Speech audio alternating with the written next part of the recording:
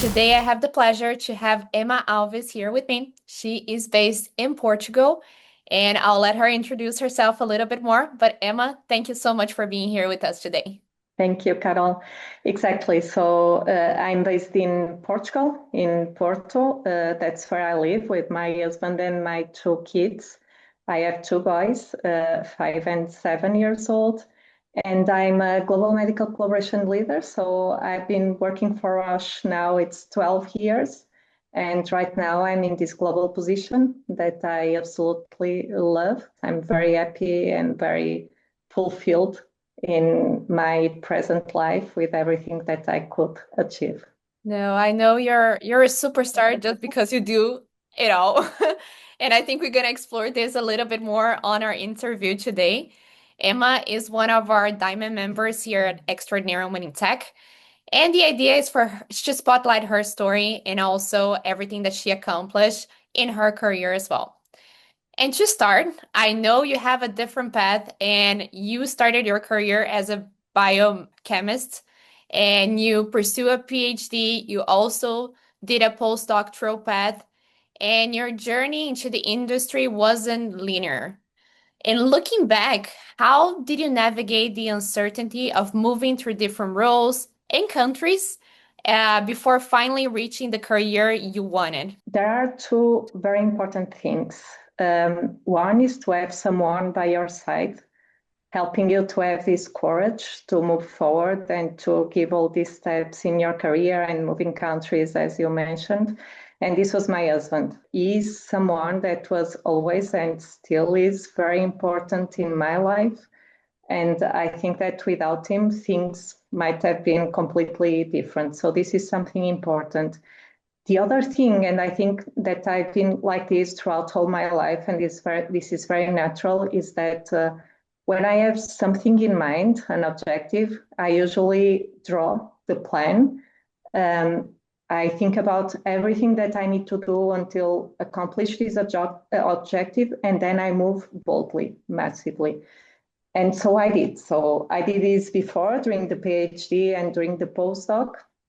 And at the end of postdoc, it was very clear to me that I didn't want to continue in, doing research only science focus. I wanted to have a broader impact in the society and in the healthcare. And so I thought, okay, the natural way would be now to enter the pharmaceutical industry. But it was not so easy. So I started to send a lot of CVs, and I received a lot of answers saying either that I was too qualified for the position that I was applying, or that I didn't have the job experience needed to go into these positions, because I didn't want to be a scientist inside pharma industry. I wanted other type of position that allowed me to be in more closer contact with healthcare. With the medical doctors, technicians, nurses, something that had more direct contact with people. After some answers like this, I was like, okay, this is not working, so let's think of a plan. And what I did was to switch completely to different areas. I wanted to show that I was flexible and I was capable of doing other things other than being only a scientist. So I went to sell insurance plans, to do market research with phone interviews for food and beverage companies. And ultimately, I moved to Germany and I became a flight attendant. So completely unrelated. Yeah. And along the way, of course, that people around me was questioning a lot and asking, what are you doing? This is completely outside of your area. Is this correct? Is this the right way? But I had my plan. And my plan was to show I'm flexible, I'm capable, So after 10 months as a flight attendant, I said, okay. So right now, with also the experience before, I think that I can show that I'm flexible, and I will start again to apply to these positions. And it was moving boldly, massively. I was, every time that I had available, I was sending CVs, writing these motivation letters that we are oftentimes requested when you are applying to a position. and I got some opportunities. So I got some answers back positive to get the interviews, and one of them was for Roche, Roche Diagnostics in Spain. And I always wanted to work for Roche because I really identify with culture and the values of the company. So I was very, very happy. And I could enter, and then it has been a long pathway moving from Roche Diagnostics to Roche Pharma and get into this global position that it was what I envisioned at the beginning. This was the kind of position I wanted, but it took me time. But also now, if I look back, I think that the pathway until here, it was really worth it. And without it, probably I was not the person I am today and the professional I am today. So this was really important to build me and to make me who I am. 100%. And I do believe that all your experience, even though it wasn't linear, it was in your, Yeah. you have a clear goal and a clear vision where you want it to be. So I think that's super impressive.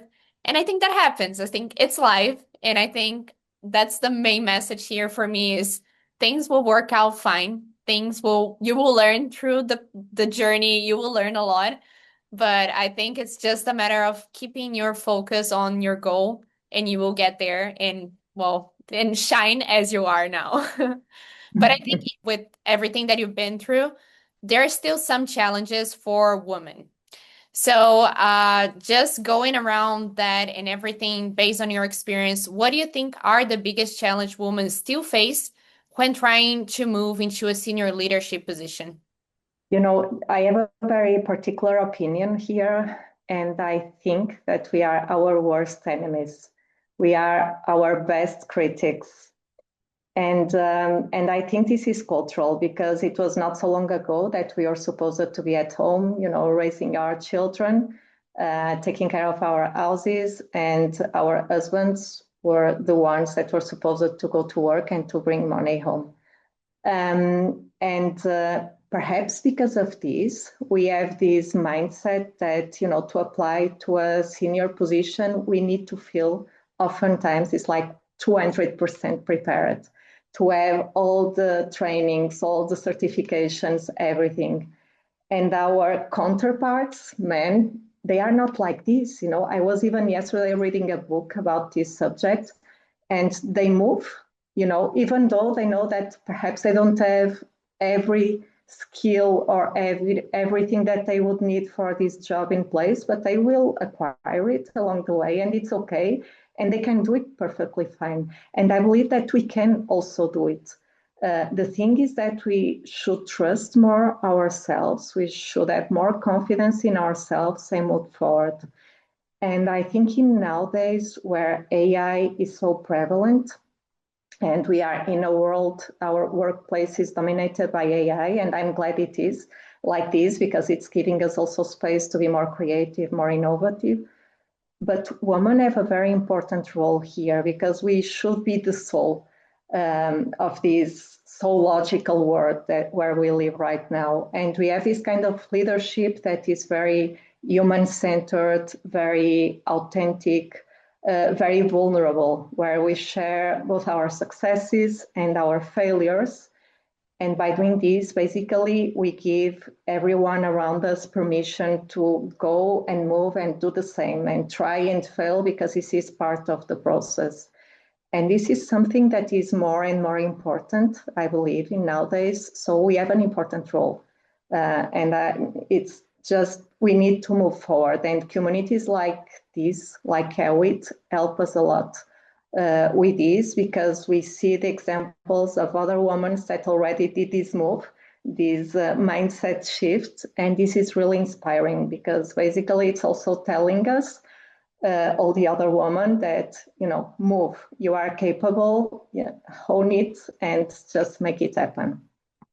Yeah, and I think that's the movement where you also realize that it's not only me. The problem is not me. It's Yeah. happening normal. And I believe as well that movements like ours who bring together women and share those experiences create this sisterhood, as we can say, that's really powerful because that will help you to give the next step, but also to help others in their steps that is not maybe a big one, but they still need to have a push or to have a someone that is motivating them to keep pursuing that.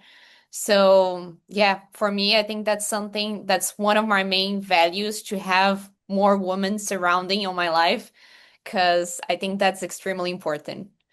But cool. Completely agree. Yes. And I think you have a superpower, an extra superpower, because you're also a mother of two, as you mentioned at the beginning. So you're a mother Exactly. of two, a global leader. And what are the lessons that you learn from prioritization, setting boundaries, and also maintaining a well-being while continuing to grow professionally? Because I think that might be tough. Yeah. Well, it's becoming more and more easier with time. And yeah, I started to prioritize more after my child were born, after the first one, because become a mother was also one of my dreams. But it was my decision, my from my husband. So we decided to put these children in this world. So we must be responsible for them, to raise them happy and to bring, good humans to this world that needs so much humanity and good people. And to do this, you need to give attention to your children, to have time for them, take care of them properly. And this obviously makes you think that, when the working hours are finished, it should be finished. I was not like this before. So before I was really workaholic, working during nights and during weekends, and it was okay for me. But right now, I have this boundary, after 6 p.m., I'm for my children, and the same during the weekend. There are exceptions, of course, and sometimes if there is a special project or an opportunity, I will work. But I also explain them. I'm not with you today because there is this opportunity, this project that is important for me. And they understand. And it's really, I think, rewarding to see that they start to understand also this the importance of having objectives in life and moving towards these objectives with actions. And so I'm trying to be an example, even when I cannot be with them. I try to take advantage of these moments to also bring value to them by explaining that there is a strong reason for me today not to be with you. And there are other two important things. The other for me, which is really something that I need to do, is physical exercise, physical activity. This is very important because I think that there is a lot of people that thinks exercise removes energy, but it's actually completely the contrary. Exercise gives you energy. So either I do it first thing in the morning or, half day or even at the end of the day before my children get home to have more energy to be with them, or half of the day if I am, being without energy to rebuild the energy again. But I always do it. And this is like every day I do some type of exercise, even if it is only 20 minutes, because I don't have the time that day, but 20 minutes, I think we always have. And this is very, very important for me. Also, again, to give the example to my children. Right now, we all play tennis, for example. They do a lot of other sports, in the school, and they know that this is really important because we need to be healthy. Otherwise, if we are not healthy physically and mentally, we are not going to be our best versions, and consequently, you are not going to give the best of yourself to the others. And the last thing that I've learned also with my children is the importance of sleep, because they were terrible sleepers. So I was sleep deprived for, I think it was 5 years, more or less. And right now, that time has passed, and I try to sleep at least 7 hours per night. That is great. And I think I share the same philosophy because for me, of course, I think I learned and I'm still learning how to say no to a few things that I don't need to do, or that I need to set the boundaries, or that I have to put limits on it, because at the end, I always need to think about myself first. And I think this way I've been also navigating in a way that everything works well in balance. So my personal life, my workout life, my my job. So I think finding this balance with kids, I think that's gonna be another level that one day it will come, but it's still Yeah, also, I think exercise is something that I do. I sometimes I do twice a day or once a day, but it's something that I need to do, and it's something that keeps me motivate. And I need that feeling that, okay, it's not drowning my energy, but it's giving me more energy to keep going, exactly. to be more creative, to think different things. So I think that's essential. And as you said, 20 minutes, that's already enough if your day is so crazy. I think if you can do maybe walk in the neighborhood or walk with your dog or stop for 1 second, do something in the gym of your building or somewhere around. I think that's super essential to keep people moving and to keep the energy flowing all around. So Exactly. as I said, I share the same. We're super aligned in this. But and one thing that we also mentioned is about network and the importance of the communities such as ours to bring this really the feeling of that you're not alone, but that you have a community to support you.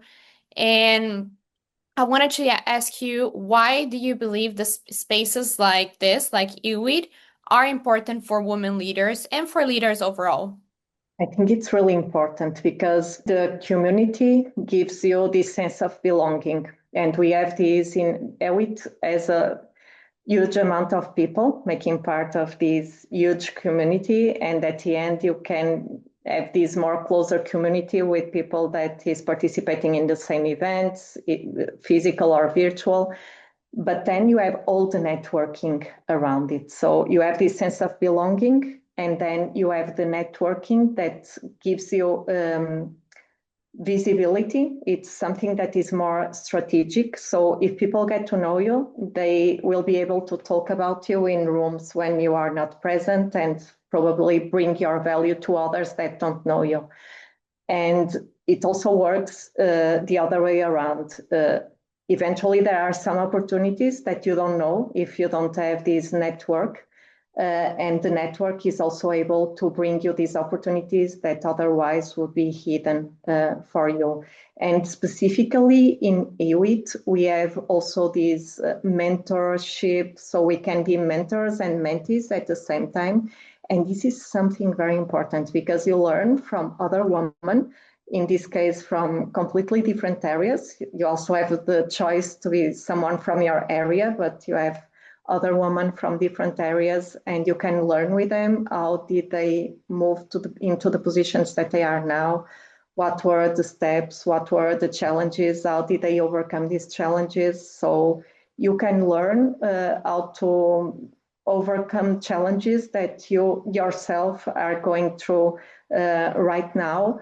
And this is really important. So EWiT, I think it's an extraordinary place for extraordinary young women to come together, to empower each other and to elevate each other and to bring the best of us, to the world. And this is so important that I couldn't think of a better place to be right now. So I'm very happy to take part of this community as a Diamond member with the responsibility that it brings, because I hope that I can be able to help other women as well, but also with everything that the community is bringing to me. And it's so much already. And I've just started a few months ago. So it's amazing. Oh, but we are really happy to have you here as well, Emma. And I think one thing that really makes the difference, and it's something that helped me throughout my entire career, it's really to have this global connection as well. So Yes.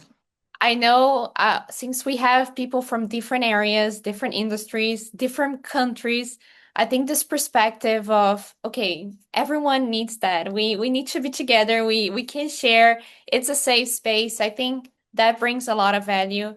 And as we mentioned before, give you that push to go a step further, to think something Yeah. different, or to have a thought about something that you're doing or building from someone that is not on your day-to-day life, so they will have this external look from what you're doing, and help you to develop something better or to do something better. So Exactly. every member counts, and I think every member adds something really unique to the community. So again, we're really happy to have you here with us. And Thank you. one thing that you told me on our first conversation that really stood out, and I reflected about it after, is one of your favorite quotes that is the secret of life is giving. And it's something that I think is fantastic. And I wanted to ask you, how has that philosophy shaped the way that you lead, mentor others, and also define success in your own life? I believe that when we are contributing, we shift our focus from scarcity to abundance, and that really fits our minds, our souls. It's something really, really important. And for me, it brings a lot of fulfillment. It's the way that I feel that I'm contributing, to the others, to the world, to make this a better place. And I think we all have this kind of mission. So I do this in my everyday life, because I'm in this pharma industry. So obviously, my work has impact in people's life, in patients' life. It's really that I take as a mission, and I try to do my job in the best possible way, so that I accomplish this mission. And this can be very easy and simple actions, like, for example, share about a project that was a success with my colleagues or that was a failure, and they can learn in both ways. If it was a failure, not to do it themselves, and if it was a success, to replicate it. Or it can be other thing that is also very simple. If someone did an amazing work with something, to intentionally send a message to this person highlighting the value it brought and the good work, so that this person is also empowered to repeat or even to do better in the future, because we tend not to do this very often. We see good projects with a lot of value, and oftentimes we don't say anything. But it's really important for the person who developed this project that this is acknowledged, because it gives you also the strength and the willing to do more and better eventually the next time. So everybody wins. And then in more simple actions, outside work, for example, if I have some friend that I know that is going through a difficult moment, and eventually I cannot help, but I can always send a message, but an intentional message saying, I'm here. I know that you are going through this if you need me, and I'm really here for you. Or other simple action like letting someone merge in the traffic, for example, because it's really simple things that everybody could do. And I think that sometimes it's the people just don't think that this will make them feel well, but it does, because you are contributing. Again, you are making the day of someone a bit better, and sometimes we don't even realize the power that a kind message can have to someone, but it can really change completely the day for someone. And we don't know what is going on in the other people's lives, and sometimes um, there are tough lives. So just to send a message and be kind overall to everyone that is around you, it's something that we should all think about, because everybody wins. And at the end, we are here to contribute to a better world, to a better place, to everyone. So just let us make our part, all of us, and I think we accomplish it in a better way. No, and I think even a single smile for someone in the street, or if someone smiles Yeah, back at you, exactly. that can change your day. You're like, okay, I'm not that mad, or my problem is not that. I have an extra question, but that's just something that I want you to leave, and to give the people that are watching as well. If you could give a message to your younger self, what that message would be. The best message that I could give to my younger self is, you are capable. Um, go for it. And if you fail, it's okay, because we are only humans and it's okay to fail. Just keep moving forward, because it's not because you failed this time that you are not going to accomplish the next objective. Just don't stop and move forward. It will be, I think, the best message. I think that's a great message for us to end this interview as well. And I think it's something that we definitely need to reflect. And I really, really appreciate you being here with us. You're being part of this community, this sisterhood. And if anyone that is watching is interested in joining Extraordinary Women in Tech, feel free to message us. We're always welcoming new members. And Ema, once again, thank you so much. It was a pleasure to hear a little bit more about your story. Thank you. Thank you for having me. It was a pleasure to be here.